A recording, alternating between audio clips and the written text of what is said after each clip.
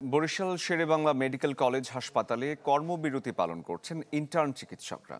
এই বিষয়ে আরো বিস্তারিত জানাতে বরিশাল থেকে সহকর্মী কাউসার হোসেন রানা আমাদের সাথে যোগ দিয়েছেন। রানা, ইন্টার্ন চিকিৎসকরা কি দাবিতে তাদের কর্মবিরতিতে আজকে করছেন তারা?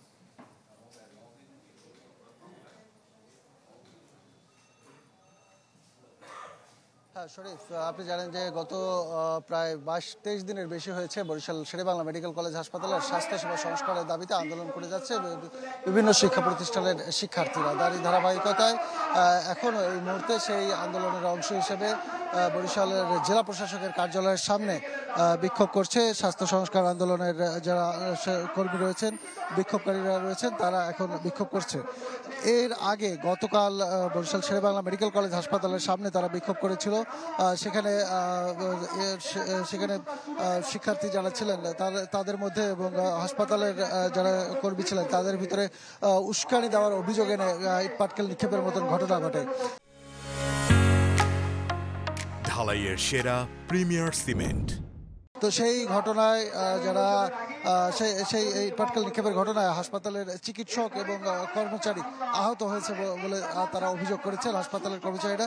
তো এই অভিযোগের প্রেক্ষিতে হালমার ঘটনার বিচার দাবিতে ইন্টার্ন চিকিৎসক যারা রয়েছেন মেডিকেল কলেজের সেই হাসপাতালের তারা কর্মবিরতি শুরু করেছেন গতকাল বিকাল থেকে এবং সেই কর্মবিরতি কার্যক্রম অব্যাহত তারা রেখেছে।